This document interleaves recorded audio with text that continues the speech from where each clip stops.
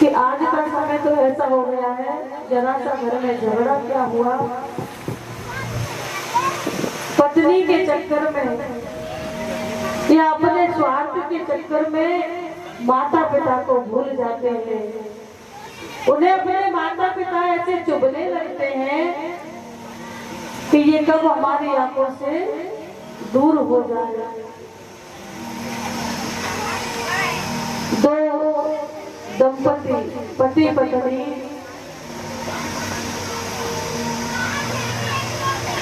बहुत प्रयत्न के बाद उनके यहाँ पर एक बेटा हुआ।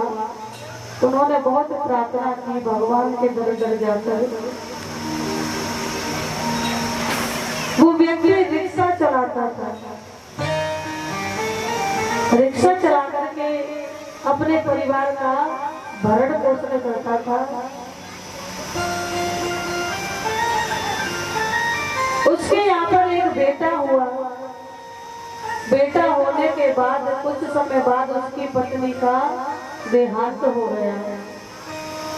पत्नी छोड़ के चली गई तो उस व्यक्ति ने अपने पुत्र को अपने जीवन का सहारा समझकर उसी के साथ रहना शुरू कर दिया। क्योंकि अगर आज के समय में कोई व्यक्ति दूसरा विवाह करता है ना, तो उसकी पहली संतान को माता बहुत कष्ट देती है। हर कोई माँ अपने माँ के जैसे प्रेम नहीं कर सकती। उस पिता ने अपने पुत्र की खुशी के लिए अपने जीवन को अकेले जीना शुरू कर दिया। रोज रिक्शा चलाता, उसके पढ़ाई के लिए पैसे इकट्ठे करता। पढ़ाते पढ़ाते उसको इतना पढ़ा दिया कि एक दिन उस बच्चे की नौकरी लग जाती है। और उसकी नौकरी लग गई, बड़ा अफसर बन गया। तो पत्नी भी ऐसे ही उसको मिलनी चाहिए, तो उसने ऐसे ही पत्नी से विवाह किया। उसकी भी नौकरी थी।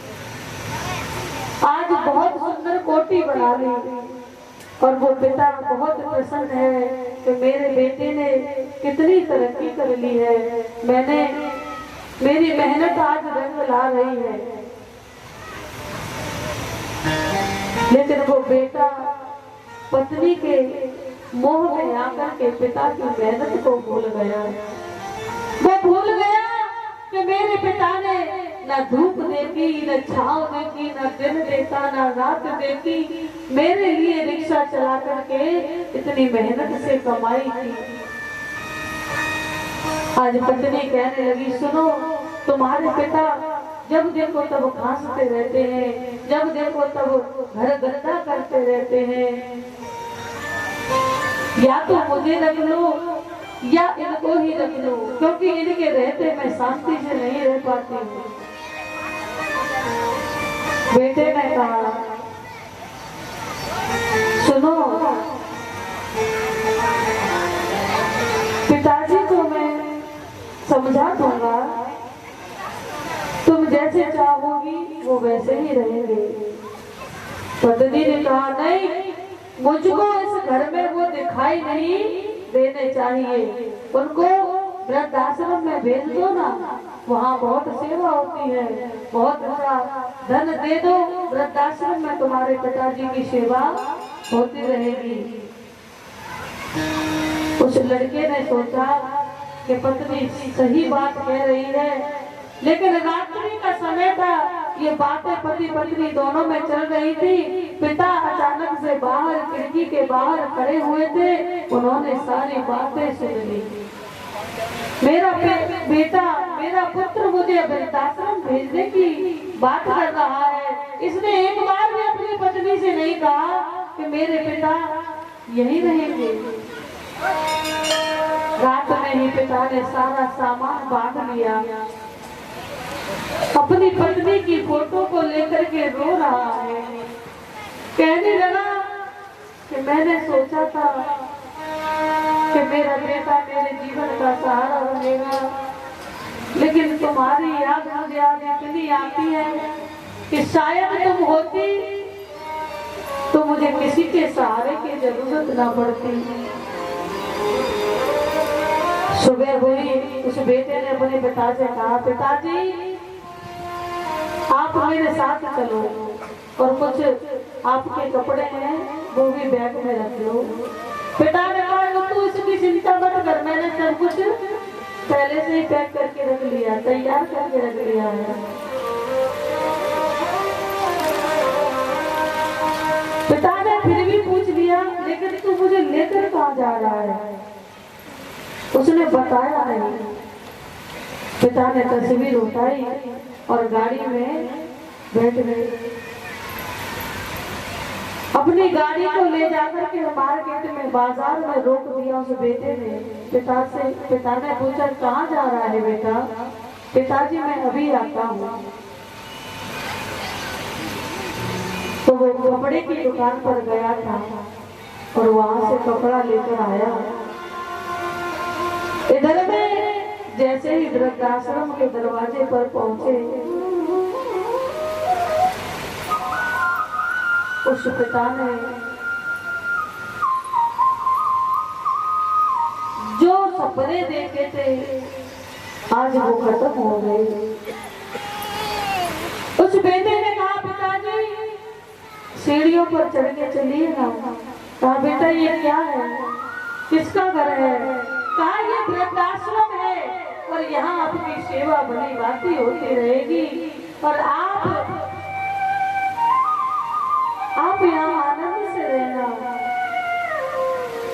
पिता की आंखों से आंसू झर पड़े।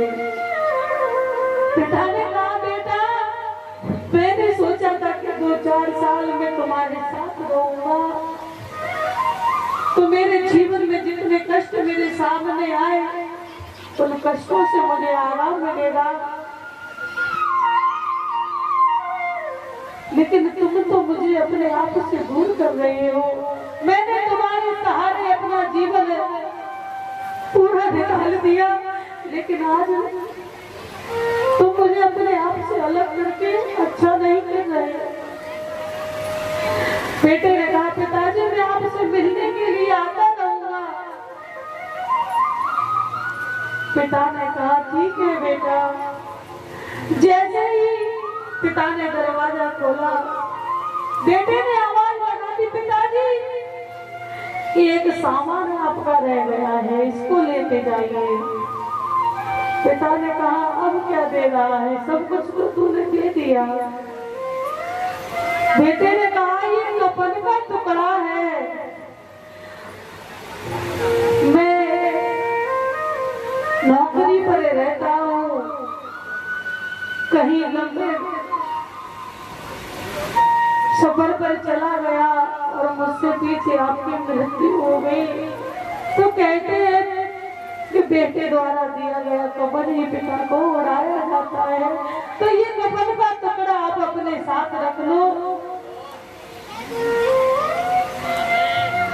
सोचिए उस पिता पर क्या बीती होगी कि उसने जीते जी अपने पिता को कफन का टुकड़ा दे दिया।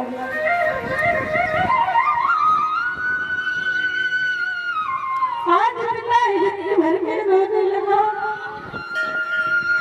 और कहने लगा ये बेटा